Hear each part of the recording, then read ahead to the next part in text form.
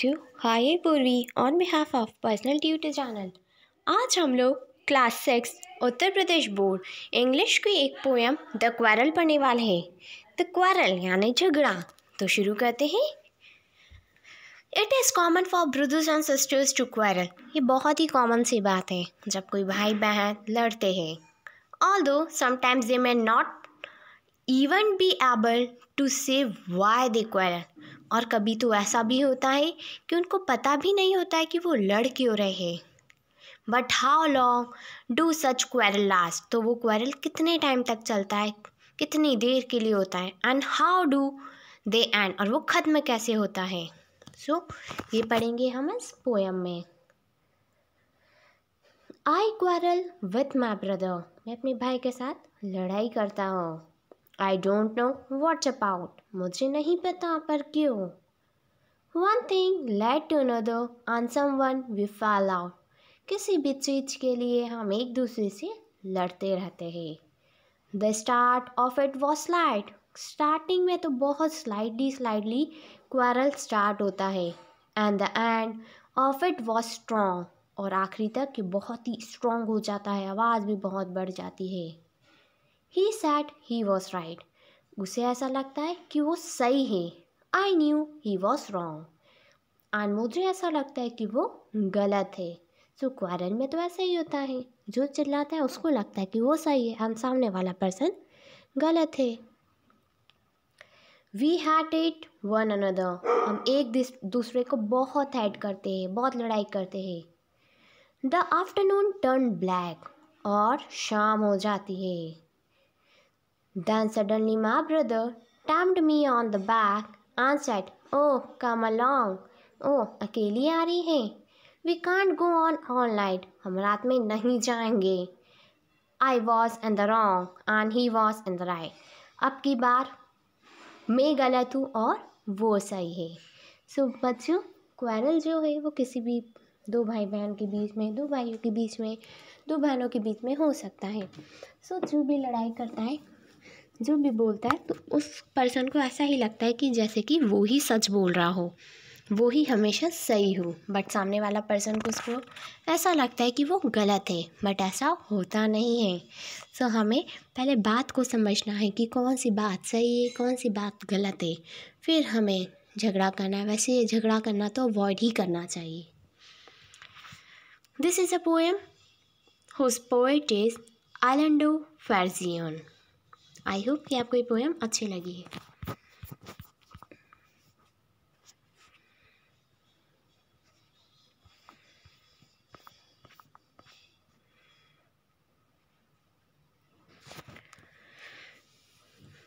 Hello बच्चों, हाय पूर्वी on behalf of personal tutor channel.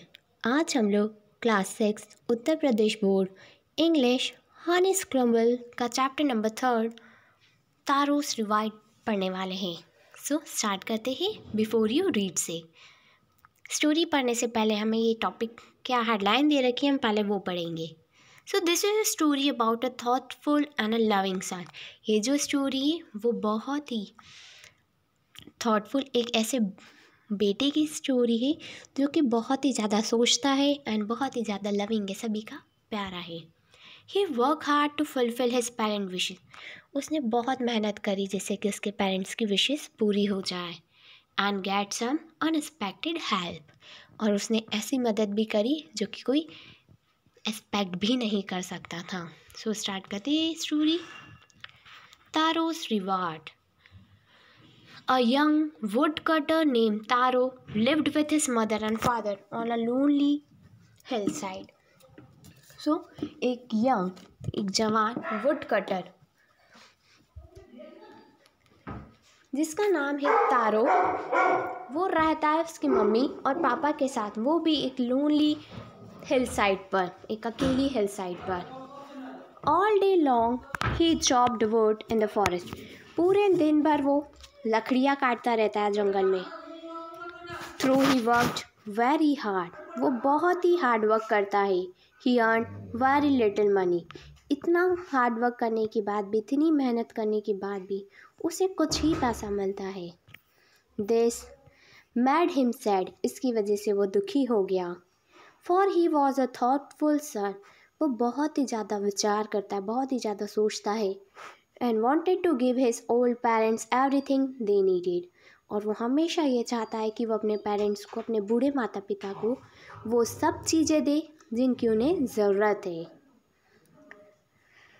One evening, when Taro and his parents were sitting in the corner of his hut, a strong wind began to blow. एक शाम की बात है जब तारो अपने parents के साथ अपनी हट की, अपनी झोपड़ी के कॉर्नर पर बैठा हुआ था, तो बहुत तेज हवा चलने लगी। It whistled through the cracks of the hut and everyone felt very cold. और वो झोपड़ी के जो ऊपर के छपड़े थे वो भी ज़ोर ज़ोर से बजने लगे और सभी को ठंड लगने लगी। Suddenly Taro's father said, I wish I had a cup of shake and it would warm me and do my old heart good. तो तारो के फादर बोलते हैं कि मेरी इच्छा है कि हमारे पास एक शेक होता। Shake is a popular Japanese drink है, ये एक पॉपुलर जापानीज ड्रिंक है। तो बोलता कि अगर हमारे पास शेक होता तो आज हमको उससे गर्माहट मिलती और मेरा हार्ट भी उससे अच्छा रहता। This made Taro sadder than ever, इस वजह से तारो और भी ज़्यादा दुखी हो गया। For the heart warming drink called the shake and was very expensive, क्योंकि वो हार्ट वार्मिंग ड्रिंक जो थी वो बहुत ही ज़्यादा एक्सपेंसिव थी, बहुत ही ज़्यादा महंगी है। Because as it is a Japanese drink. So how do I earn more money, तो वो सोचता है कि मैं और पैसा कैसे कमा पाऊँगा। ही आस्क्ड हिमसेल्फ, वो अपने आप से पूछता है। How do I got a little sake for my poor old father, मैं अपने पिता के लिए थोड़ा सा ही सेक कैसे लेकर आऊँ। He decided to work harder than before, उसने पहले से भी ज़्यादा हार्डवर्क करना शुरू कर दिया।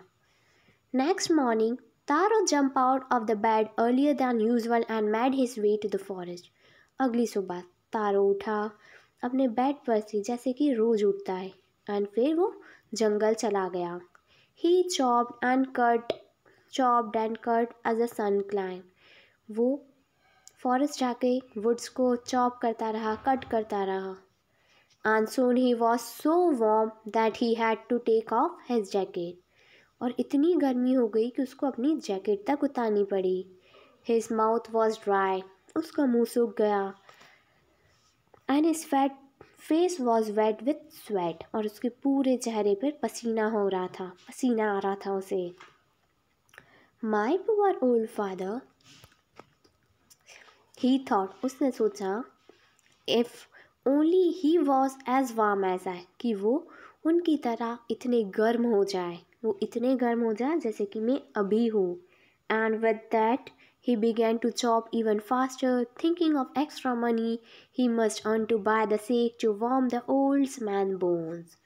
तो फिर उसने यही सोचा और फिर कंटिन्यूसली जल्दी जल्दी से काम करने लगा, जल्दी जल्दी से चॉप करने लगा वुड को और जल्दी, जिससे कि वो एक्स्ट्रा मनी अर्न कर सके और एक्स्ट्रा मनी से वो सेक खरीद सके। Then suddenly Taro stop chopping, फिर तारो ने एकदम से चॉपिंग करना बंद कर दी। What was that sound he heard, ये कौन सा साउंड था जो उसे सुनाई दिया। Could it possibly be rushing water, क्या ये पानी का साउंड है। Tara could not remember ever seeing or hearing a rushing stream in that part of that forest. तारा को कुछ भी चीज़ याद नहीं थी, उसको याद नहीं आ रहा था कि यहाँ पर कोई स्ट्रीम भी है इस जंगल में। He was thirsty, वो बहुत ही प्यासा था। The axe dropped out of his hand and he ran in the direction of the sound. फिर उसने अपनी एक्स, अपनी जो कुल्हाड़ी थी वो वही छोड़ी और उस आवाज़ का पीछा किया, आवाज़ के डायरेक्शन में वो चला गया। Taro saw a beautiful little waterfall hidden back rock, Taro को एक बहुत ही सुंदर वाटरफॉल दिखाई दिया, वो भी पहाड़ियों के पीछे। Kneeling at the place where the water flowed quickly, he churned a little in his hand and put it to his lips. Was it water or was it sea? तो वहाँ से झरना गिर रहा था। ऐसा लग रहा था कि पानी बहुत तेज़ी से गिर रहा है। उसने अपने हाथ में थोड़ा सा पानी लिया और अपने मुंह पे लगाया। तो बोलता है, क्या ये पानी है या ये शैक है? He tasted it again and again. उसने फिर से टेस्ट किया। And always it was a delicious shake instead of cold water. और हमेशा उसे ऐसे ही लगता है कि वो बहुत ही टेस्टी शेक है, पानी नहीं है। Taro quickly filled the pitcher he had with him. Taro ने जल्दी से अपना पिक्चर भर लिया जो उसके पास हमेशा रहता था, जिसमें वो पानी स्टोर करके रखता है। And hurried home. और घर जाने की बहुत जल्दी थी। The man was delighted with the sea. वो पर्सन बहुत ही ज़्यादा डिलाइटेड था।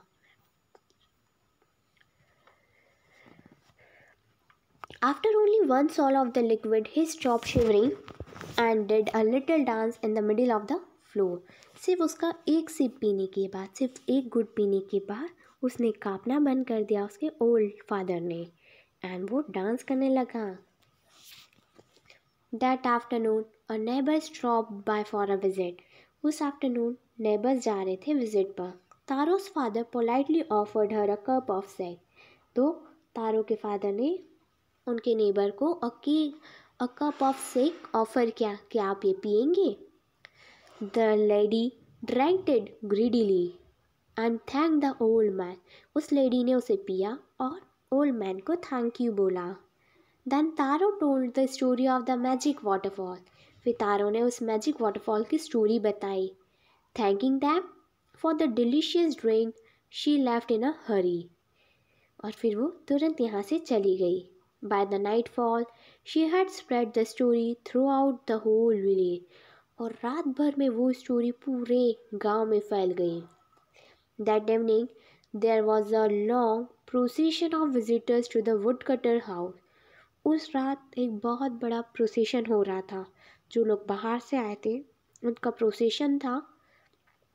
तो each man heard the story of waterfall. सभी ने उस वाटरफॉल की स्टोरी सुनी। And took a sip of sake. और सभी ने वो सेक पिया। In less than an hour the pitcher was empty. एक घंटे के अंदर ही उसका सारा सेक ख़त्म हो गया था। उसका जो पिक्चर था जिसमें उसे भर रखा था ये सेक, वो पूरा खाली हो गया। Next morning Taro started for work then earlier than the morning before. अगली सुबह तारो फिर अपने काम पर गया, लेकिन अब वो और भी जल्दी गया था जिस टाइम पर वो रोज़ जाता था। ही carried with him the largest picture he on. फिर यहाँ पर वो एक बहुत बड़ा पिक्चर लेकर गया। For he intended first of all to go to the waterfall. When he reached it, he found to his great surprise all of the neighbors there. फिर वो वहाँ वाटरफॉल की तरफ जाता है और वो क्या देखता है कि वहाँ पर उसके सारे नेबर्स, आसपास के सारे ही नेबर्स वहीं पर है। They were carrying pitcher, jar, bucket, anything they find to hold the magic safe. सभी लोग अपनी अपनी चीज़ें लेकर आए थे। कोई पिक्चर, कोई जार, कोई बकेट, सभी चीज़ उस मैजिक सेक को लेने के लिए सभी लोग वहाँ इकट्ठे हुए। Then one villager knelt and held his mouth under the waterfall to drink. तो एक विलेजर वहाँ गया और अपना मुंह खोला। He drank again and again and shouted angrily, "Water, nothing but water!" वो जोर जोर से चिल्लाने लगा, ये तो पानी है, ये तो पानी है और कुछ नहीं है। Others also tried. कुछ लोगों ने और ट्राई किया, बट देयर वॉज नो सेक। वहाँ पर सेक नहीं था। ओनली कोल्ड वाटर, सिर्फ ठंडा पानी था। We have been tricked, shouted the villagers, where is Taro. सभी गांव वाले चिल्लाने लगे कि तारो कहाँ है। Let us drown him in the waterfall. उससे बुलाओ यहाँ पर। But Taro had been the wise enough to slip behind a rock when he saw how things were going. He was nowhere to be found. वो देख रहा था उस rock के पीछे से कि क्या चल रहा है। Muttering their anger, speaking unclearly. Muttering का मतलब होता है स्पीकिंग अनक्लियरली। सभी लोग बहुत गुस्से में थे, सभी लोग बहुत डिसअपॉइंट हो गए थे। The villagers left the place one by one. एक के बाद एक सभी ने अपनी जगह छोड़ दी, सभी अपने अपने घर चले गए। Taro came out from his hiding place. Taro वहाँ से बाहर आया। Was it true? He wondered. उसने देखा, क्या ये लोग सही बोल रहे? क्या ये ठंडा पानी है? Was a sake a dream? क्या वो सेक सिर्फ एक सपना था? Once more he caught a little liquid in his hand and put it in her lip. एक बार फिर से उसने अपना हाथ उस वाटरफॉल के नीचे डाला और उसको अपने लिप्स पर लगाया। इट वॉज सेम फाइन सेक, और उसको अब की बार फिर से वो सेक ही लगा।